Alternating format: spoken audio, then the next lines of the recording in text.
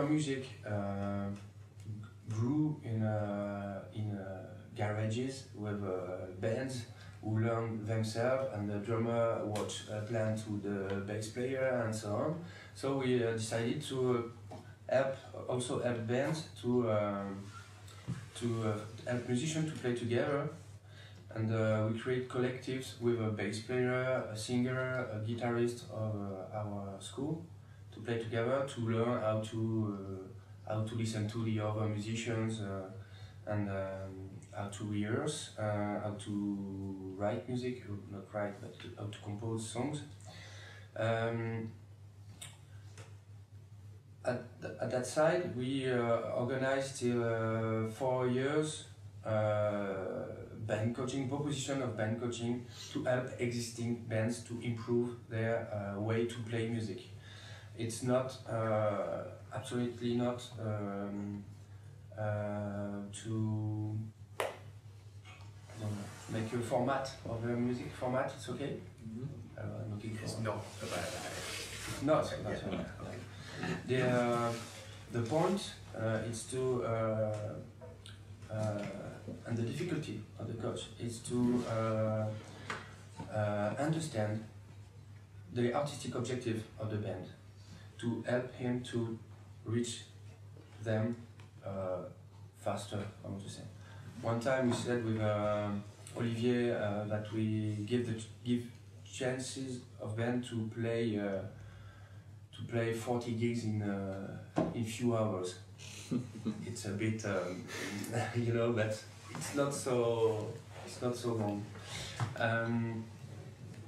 Lara is also in that project. The objective is not only to help bands to improve their music, but also to improve the accessibility to employability for musicians in our region. And it's not so easy to make a living of music, so we decided to develop new skills for new jobs. And it's I don't know how to say. It's new jobs, but appeared empiriquement, you know, by experiences. It's not you don't have to go to school to learn a training about how to be a good coach. It begins to exist. Can you give some examples of new skills for new jobs? I think there's 3 big skills. Technical one. You well know what you do. I'm a good sound engineer. I'm a good bass player. I'm good on stage. I know those things. It's one skill. The second skill is the social one, I think. Who you are and how you deal with your environment, people you know, venues you know, etc. And the last skills, and this is for me almost the most important, is the pedagogic skills, how to learn to people, but in our philosophy of accompagnement.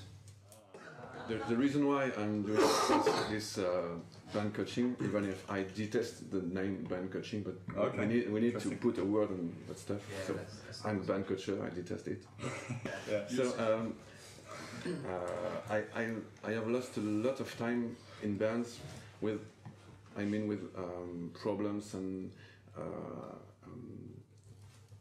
in relations with my friends or with my instruments. And when I came here, my only purpose was to help people to spare sometimes with problems they have and they don't reach to solve. So that's my only purpose, to help them to reveal something in their music, in their way to work together, and that's my only aim. And not to be a band coacher, but I am a band coacher. Yeah. We need to put that name on that exercise, but we definitely being real. I mean, coaching means having techniques, pre-existing techniques that we would apply to every band. We don't do that way. Okay. We really try. I mean, what you said earlier is quite true. It's a I think the thing that we aim to bring to the band, the experience they would have made in 40 gigs in 4 hours. It really means that we try to understand where they want to go and help them go that way, even if it means deconstructing things or helping them with different techniques. But we don't have. You don't have a set way. I think we want to. We never do the same thing. It all depends on the band. And so I've already learned about my objective of the weekend. I've already learned one thing, is that the language used, the terms can be a bit deceptive. Because this is more similar to what we do. But when band coach is used, when you have these ideas of what band is and what coach is. Coach is sporty to me. But it is probably the only way you can come up with some term. Yes. So, but it's good to clarify. The point on what Sylvain said is that nothing is planned before the first meeting with the band, and considering who is and who are the different musicians and what kind of music, and it's important to not plan anything. It's important to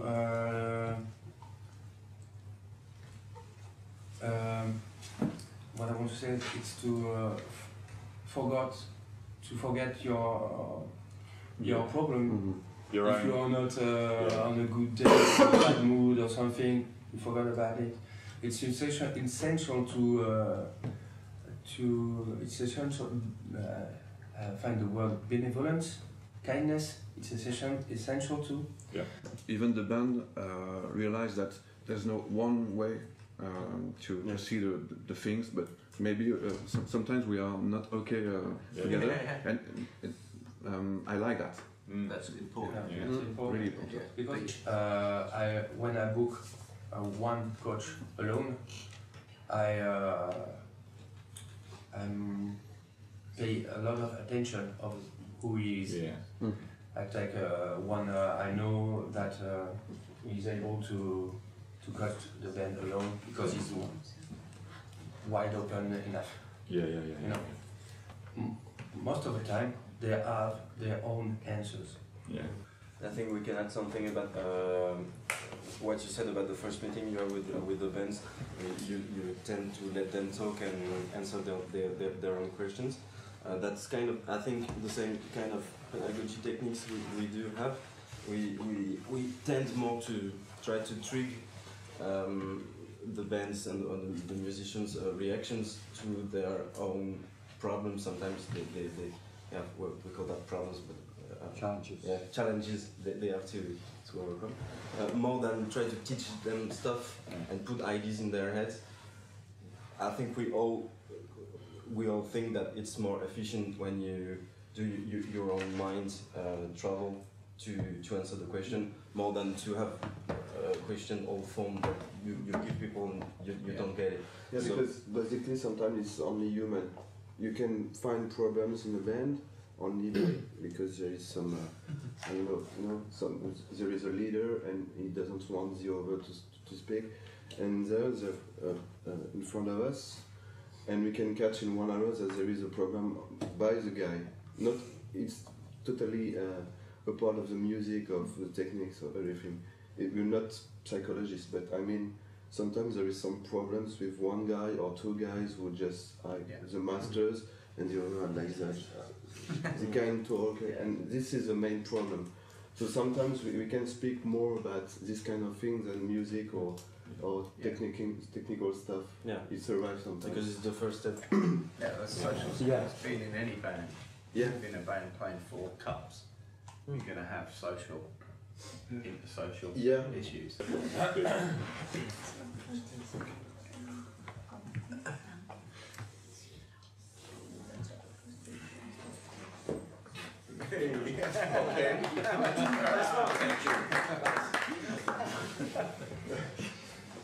Here you have the pupil, the student, the attendant. Okay, you get the name you want. Here you have the teacher, the coach. Here you have the music. In real life situations, pedagogic situations, you always have a mix of the 3 sides of the triangle, but generally one is more important than the others. One relationship is more important than the other.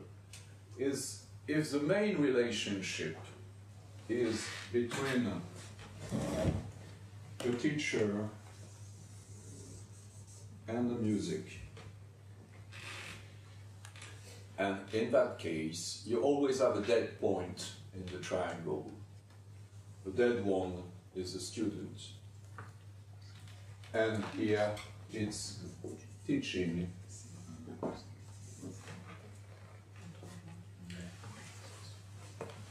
At university, a teacher talking about medieval English music, William Byrd, and it doesn't matter if the student is not there.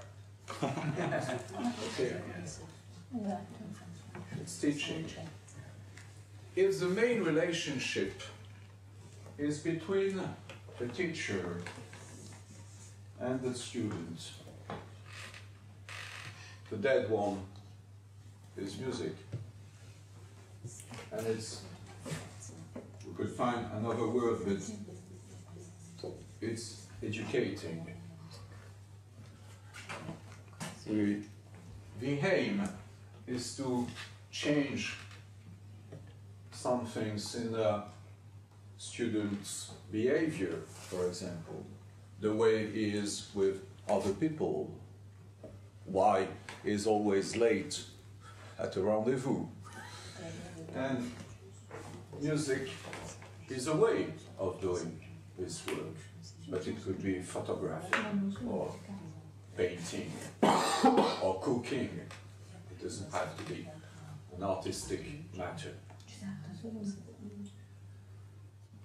If the main relationship is between student and music,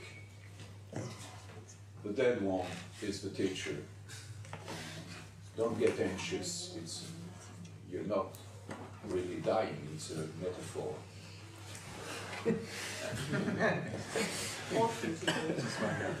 And the role of the teacher in that case is to accompany.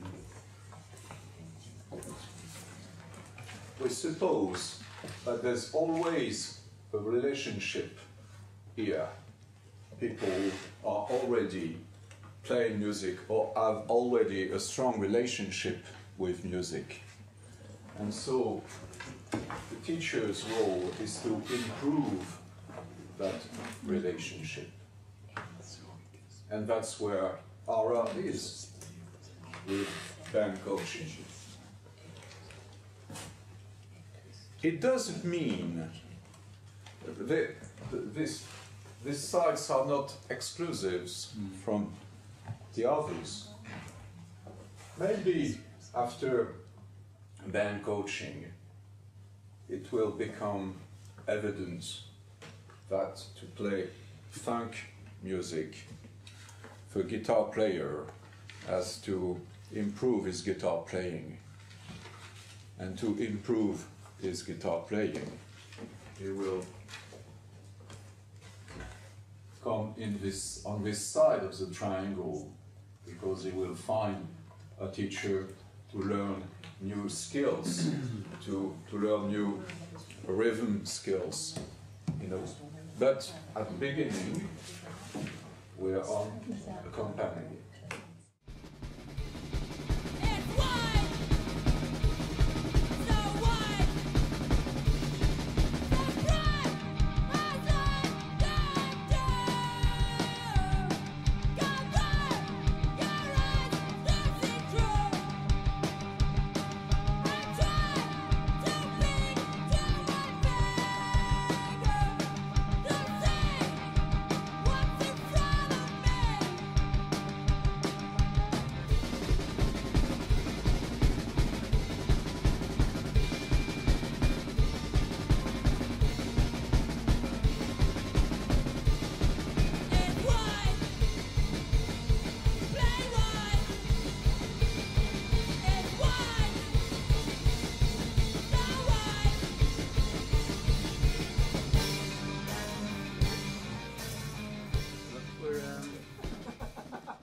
We're already existing now for about, I don't know, 4 years or something.